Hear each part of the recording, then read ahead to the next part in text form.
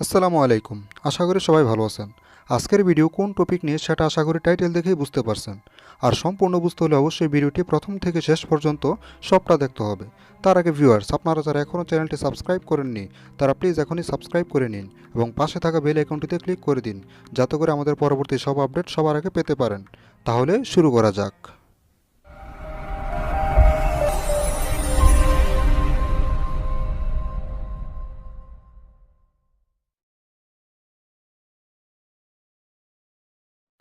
তো ভিউয়ার্স, আপনার মোবাইলের নোটিফিকেশন বারে কালারের পরিবর্তে আপনার নিজের ছবি বসাতে পারেন। তো এর জন্য তেমন বেশি কিছু করতে হবে না।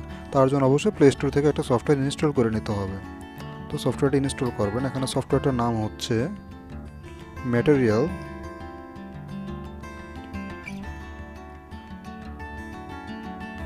দেখুন এখানে সফটওয়্যারটির নাম ম্যাটেরিয়াল নোটিফিকেশন।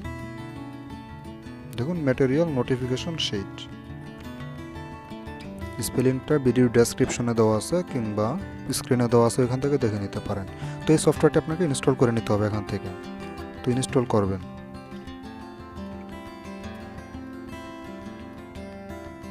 মাত্র 2 MB সফটওয়্যারটি ইনস্টল করে নেবেন। এর মাধ্যমে আপনি নোটিফিকেশন বার আপনার নিজের ছবি কিংবা যে কোনো কালারিং বা ডিজাইন দিতে পারেন। তো দেখুন এখানে আমার প্রথমে আপনাদের দেখিয়ে নিই। আমার মোবাইলে নোটিফিকেশন বার এখন দেখুন হোয়াইট আছে। তো আমি এটাকে সফটওয়্যারটা ওপেন করতেছি।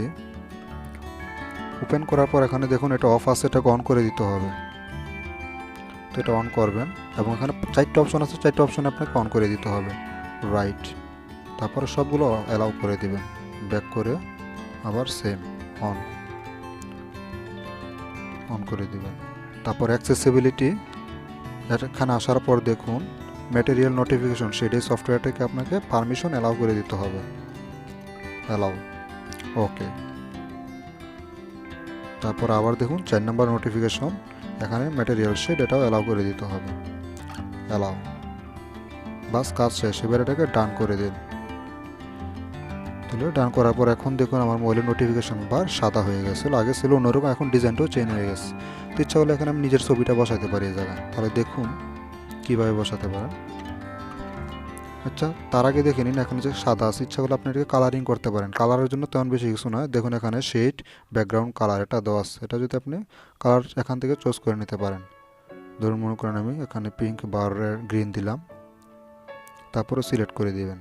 এবার দেখুন গ্রিন হয়ে গেছে। তো এখানে আপনি নিজের ছবি কীভাবে বসাবেন তার জন্য একটু নিচে নামবেন। নিচে নামার পর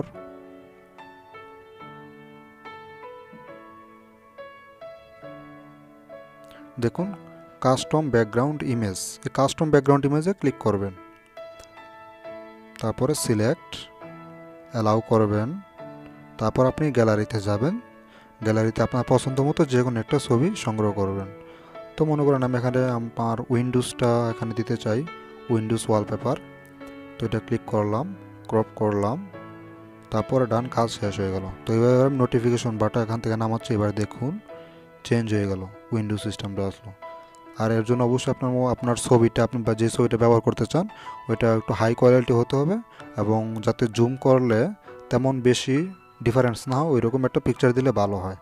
তাহলে পুরোটা ছবি এখানে শো করবে। তাহলে এভাবে আপনি এই সফটওয়্যারটি ব্যবহার করে আপনার নোটিফিকেশন বারে যে কোনো ছবি দিতে পারেন। তাহলে মনে করেন আমি আরও একটা ছবি দেখাচ্ছি।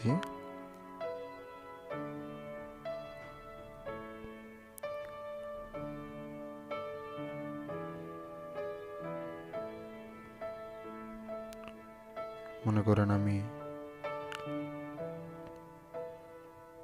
এই ছবিটা ব্যবহার করতে চাই, এই ওয়ালপেপারটা। তারপর এটা দিলাম, ক্রপ করলাম, তারপর দেখুন এটা ওইরকম হয়ে গেছে। তো ইচ্ছা করলে আপনি এরকম যে কোনো ছবি ব্যবহার করে মোবাইলের নোটিফিকেশন বারে নিজের ছবি ব্যবহার করে দিতে পারেন এবং সবাইকে তাক লাগিয়ে দিতে পারেন। তাহলে ভিউয়ার্স, আশা করে বুঝতে পারছেন। আর এরকম সব নিত্য নতুন ভিডিও আপডেট পেতে অবশ্যই আমাদের চ্যানেলটি সাবস্ক্রাইব করে সঙ্গে থাকুন এবং লাইক, কমেন্ট, শেয়ার করতে ভুলবেন না। ধন্যবাদ।